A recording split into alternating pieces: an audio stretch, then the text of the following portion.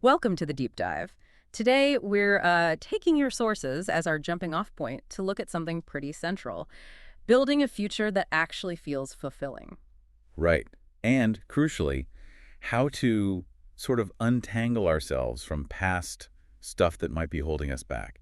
Exactly. We're aiming to pull out the most useful strategies, the key insights on personal growth from these materials. Basically, give you the good stuff without the fluff. And the goal, like always, is to break it down into actionable things, steps you can actually use without getting overwhelmed. We've spotted a few big themes popping up again and again. Yeah, hoping for some of those aha moments for you. Definitely. We want to spark some real forward movement. So we'll be getting into some, frankly, fascinating ideas, like this concept of connecting with your highest potential future self. Sounds a bit out there, maybe. It might initially, but there's a solid logic behind it, actually. We'll also look at practical ways to, well, understand and release past trauma and how to step into being your most powerful self. Plus, the importance of validating emotions, which sounds simple, but is huge, adopting guiding principles. And, the big one, finding your purpose. Okay, let's unpack that first one then, visualizing your future self. Yeah, it's interesting. The source draws a parallel to inner child work, which many people are talking about now. Right, where you connect with your younger self to offer understanding based on what you know now. Exactly. So this future self thing, it flips that.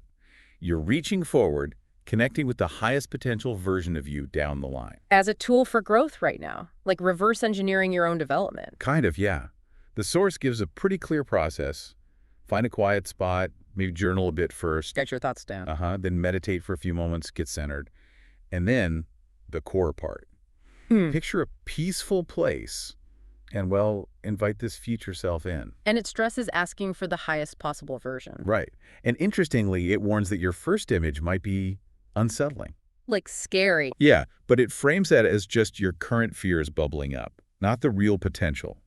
The idea is to gently push past that fear. And be open to advice instead, because your current self might be projecting limitations onto this future freer version. Precisely. You have to become receptive. It also says to really observe this future self, how they look, act, their vibe, basically. Not to predict the future, but to see what you need to change or grow into. Right. It's about your evolution. And I liked the warning against coming in with a laundry list of anxieties. Yeah, don't just bombard them with scary questions. Be open to the positive stuff, the affirming messages. That focus shift is key.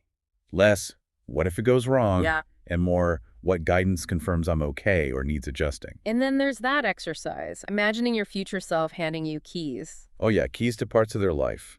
Or even you, now, handing keys to your past self, say, 5 years ago. That symbolic transfer, it makes it feel really concrete, doesn't it? It really does. Like borrowing their mindset, accessing that wisdom you believe they have. And the source insists the whole thing should feel, calming, assuring. Yeah, contrasting that with fear, which it calls a hallucination in this context. Okay, so that's looking forward. But we can't ignore the past, can we? The sources definitely emphasize dealing with that. Let's talk releasing the past, understanding trauma. Well, connecting it back, the point is, once you've processed the past stuff, you need to shift focus. Actively build the new present and future. Otherwise, you just get stuck spinning your wheels, right? Replaying old tapes. Exactly. It hinders moving forward. Now, defining trauma. The sources approach it as a disconnection from a core sense of safety. Often linked to early attachments, like with parents. Often, yes, but it's careful to say trauma comes in many forms, affects people differently. It even mentions various theories on where it comes from: DNA, learned patterns, relationships. But regardless of the origin, the big takeaway seems to be that lingering trauma isn't just mental, it's physical. That's a huge point. Anxiety, tension, fear, they argue get stored in the body down to the cellular level. It's not just in your head. Wow, so it's like a physiological imprint. That's a good way to think about it. And it lays out a 3-step process for healing. First, identify the cause. Notice where your body tenses up. Like a protective mechanism, it uses that analogy of a broken leg getting a natural cast. Right, or emotional tightening after heartbreak. Your body tries to protect itself. Okay, step 1. Notice the tension. What's step 2? Actively work through it physically, like taking deep breaths when you overreact to something small, consciously relaxing that tense spot. And basic well-being stuff, too. Sleep, maybe aromatherapy. Anything that helps shift your nervous system out of that constant panic or survival mode. Got it. And step 3, this one felt counterintuitive, maybe. Confronting the triggers. instead of avoiding them. Yeah. It argues that healing comes from rebuilding that sense of safety around the thing that caused the trauma. Mhm. Relationships, money, travel, whatever it is. Repairing the broken connection, essentially. And a big part of this is stopping what it calls psychic thinking, That predicting the worst, assuming you know what others think. or treating your feelings as absolute facts. So much panic comes from assumptions and fears, not reality. It really circles back to self-awareness, doesn't it? Everyone has trauma, but it's how you respond, how you develop that self-mastery. Exactly. Which leads nicely into the next theme. Becoming your most powerful self. I mean, who doesn't want that? It kicks off with a blunt question. Are you, right now, operating as your most powerful self? And if you hesitate, the answer's probably no. That's the implication. We all wear different hats, show different sides of ourselves. But we might not even know the version needed for real growth. Right. And it loops back to that inner child idea again, but flipped.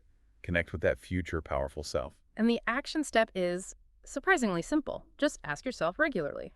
What would the most powerful version of me do right now? In whatever situation you're in. Frame that powerful self as the CEO of your life, making the big calls. Uh-huh. And once you have that image, the next step is a hard look in the mirror. What current habits, traits, reactions are getting in the way? And it's really clear about what powerful isn't. It's not perfection. Not at all. It's deep self-awareness. Knowing your strengths and your weaknesses, your limits, your triggers. That honesty allows you to navigate better, work on the flaws, admitting, I struggle here, so I need to slow down.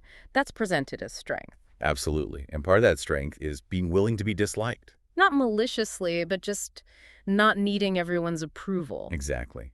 Understanding judgment happens and not chasing universal validation. That's real power. It equates powerful with purposeful. Shifting from just live for the moment to live for the legacy. Yeah, considering the bigger picture. And purpose isn't some fixed star. It's dynamic, where your interests, skills, and what the world needs, where they meet. Aligned with your authentic self. But it all comes down to inner work, right? Constantly. Evaluating triggers, learning life lessons, growing from experiences. Powerful people metabolize experiences, it says. It also draws a line between power and aggression. Aggression is often defensiveness. Rooted in insecurity, yeah. Truly powerful people aren't easily rattled by small things and can process the big stuff. The source mentions other things too.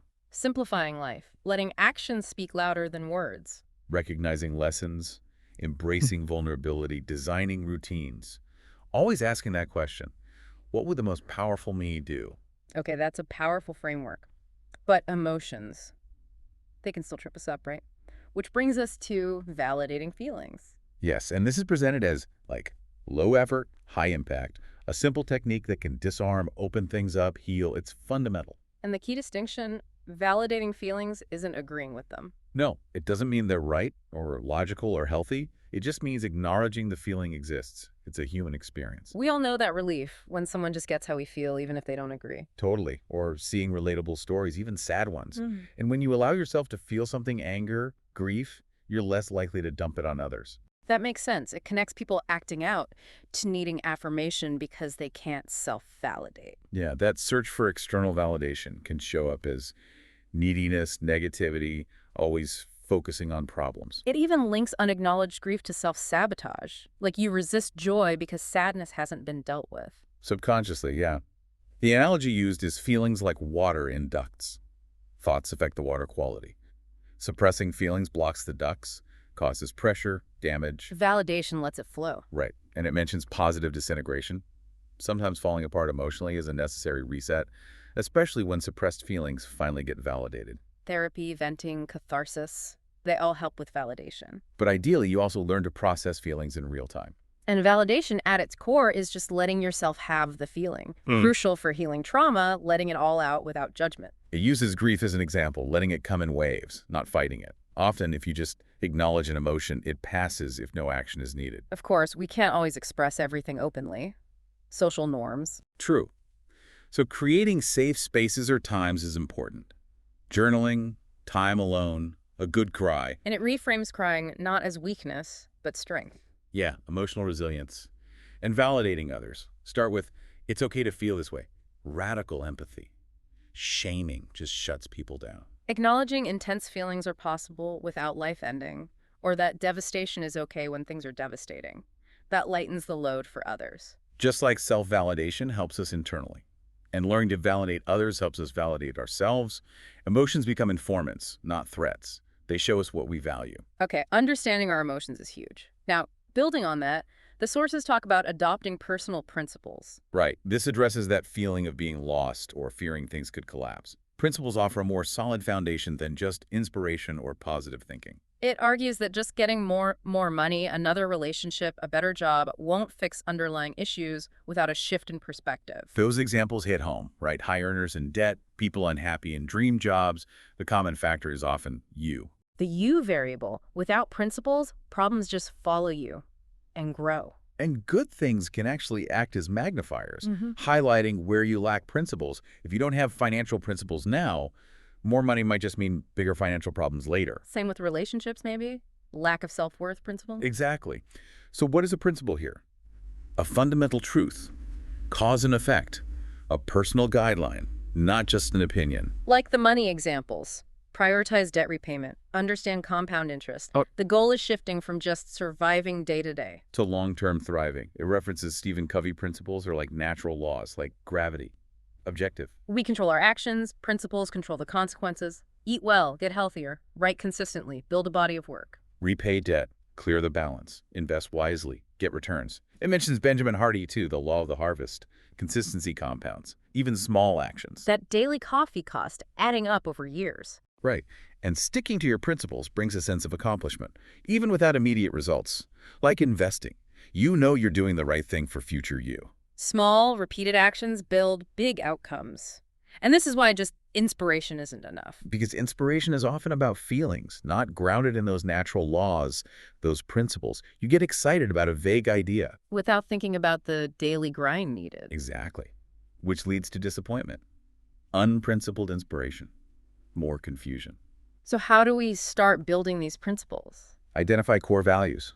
What really matters. Identify desired feelings. How do you want to feel? And notice what makes you uneasy or anxious that often points to a violated principle. So if relationships are a core value, maybe a principle is about clear commitment timelines. Or if financial freedom is key, principles about saving and earning. If you value freedom in travel, principles about how you work. Clarity on principles helps build a life from a healthier place, aligning actions with desires. A calmer, happier self. More effective than just dreaming. Which brings us, fittingly, to the final big theme, finding your true purpose. Ah, the million-dollar question. The source acknowledges that pressure to follow your heart and how discouraging it is when the path isn't clear. And it offers that reframe. Not knowing what to do might really mean not yet knowing who you are. Purpose isn't always some grand, singular thing. It starts with just being present. Your existence itself has an impact, and it warns against defining purpose too narrowly, like just by your job. If you lose a job, you lose your meaning. That's risky. Today's purpose might be small, like a smile. A decade's might be a career. We're always having an impact. And arguably the most meaningful action, self-improvement, becoming happier, kinder, more gracious. Good point.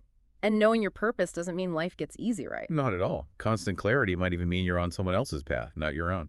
But, okay, let's be real. Purpose often does mean life's work, career. That's a huge part of daily life. True. The source defines that kind of life purpose as where your skills, interests, and what the world needs the market intersect. You are the blueprint, using all your experiences and skills, though self-awareness is tricky. Definitely. And purpose isn't about being the best. It's about what naturally calls you, what flows, what brings up emotions you need to work through. The ultimate purpose is becoming your ideal self. So it gives questions to help uncover this. Yeah, really good ones like what and who is worth suffering for? Because even fulfilling paths have challenges. Imagine your best self. What are they like? Connects to potential. If you couldn't show off your choices, how would ambitions change? Gets at intrinsic motivation. What comes naturally? Start with strengths. What's your ideal daily routine? Focus on the reality, not titles. And what legacy do you want to leave? Shifts from resume virtues to eulogy virtues. Powerful stuff. It also notes that purpose often emerges from pain, hardship. It clarifies what matters. Yeah, it acts as a catalyst. Yeah. Ultimately, looking back, purpose is defined by how you handled adversity, treated others, your daily actions, how you contributed. So wrapping up this deep dive, wow, we've covered a lot. Envisioning the future, Releasing the past, embodying your power, validating emotions, adopting principles and finding purpose. It's quite a roadmap, really. drawn from the sources you provided, offering that framework for building a more fulfilling A future. really comprehensive view. And for you listening, maybe just take a moment.